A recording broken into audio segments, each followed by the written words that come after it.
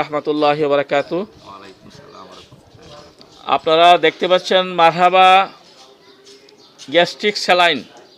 মারহাবা gastric saline খাওয়ার পরে একজন রুগী, তার বাড়ি হচ্ছে কুলিয়ারচর ডিগ্রি কলেজের পাশে।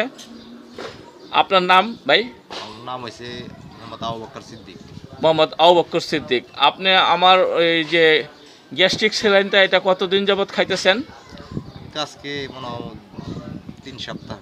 3 সপ্তাহ। আচ্ছা, আপনার আর কে খাচ্ছে আপনার ঘরে? আমার ওয়াইফ। আপনার ওয়াইফ খাচ্ছে। আপনি যেই কথাটা বললেন যে এটা খাওয়ার পরে যে মাথা ব্যথা, এটার জন্য আপনি কত টাকা খরচ করছেন? অনেক টাকা পাই, 2 লক্ষ টাকা মতো কথা বলছি। যায় না, এই 2 লক্ষ টাকা খরচ করছেন, এটা আপনার যায় না। এখন আপনি আমার কাছ থেকে মোট কত টাকার গ্যাস্ট্রিক স্যালাইনের পাউডারটা নিছেন? 300 টাকা। 300 টাকা। আপনি হয়তো 10-12 দিন আগে, হয়তো বা 8 দিন আগে আপনি আমাকে ফোন করছিলেন কলেজের মোড় থেকে। তখন আপনি একটা লুক দিয়ে পাঠাইছিলেন, আপনাকে আমি চিনি নাই। আজকে আমি আসছি দারেখান্দি আসার পরে আপনার সাথে আমার দেখা হয়ে গেল। আপনি যে সেই আবু বকর, আমি আগে আপনাকে চিনতাম না, এখন হয়তো আপনি উপকার পাওয়ার পরে আপনাকে আমার সাথে সাক্ষাৎকার দিলেন।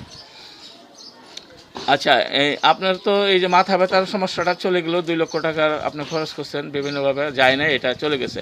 আর কি উপকার পাইছেন? গ্যাস্ট্রিক অনেক উপকার পাইছি। গ্যাস্ট্রিক আগে আবার প্রতিদিন 22 টাকার ওষুধ লাগতো।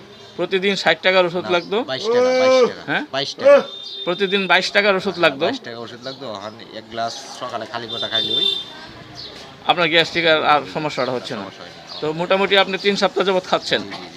তো আপনি কি মনে করতেছেন এই এলাকায় যদি এটা আমরা প্রচার করি বা এই এলাকার সবাইকে আমরা ওষুধটা খাওয়াইতে পারি, তাহলে মানে গ্যাস্ট্রিক, আলসার এগুলি আমরা নির্মূল করতে পারবো? ইনশাআল্লাহ।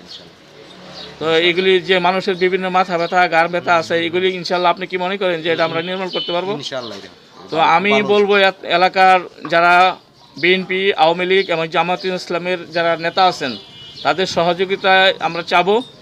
এই একজন ব্যক্তি আবু বকর সিদ্দিক, ওনার যে ভাষ্য আপনারা শুনলেন, শোনার পরে আপনারা যারা এই এলাকায় বিভিন্ন নেতা আছেন বিভিন্ন দলের এবং সমাজের গণ্যমান্য ব্যক্তি যারা আছেন, তাদের সহযোগিতায় অথবা আমাদের আইন প্রশাসনের সহযোগিতায়, কুলিয়ারচর থানার সহযোগিতায়, ইউনো সাহেবের সহযোগিতায় এই ওষুধটা আমরা যাতে কুলিয়ারচর থানায় বা ভৈরব থানায় সকল জায়গায় সম্প্রচার করতে পারি, সবাই যাতে আমাকে সহযোগিতা করতে পারে, এই রকম কি আপনি মনে করতেছেন? সবাই আমাকে সহযোগিতা করা উচিত? ইনশাআল্লাহ সবাই করার উচিত। ওকে, তো এই বলে আমি আমার বক্তব্য শেষ করলাম। আসসালামু আলাইকুম ওয়া রাহমাতুল্লাহ।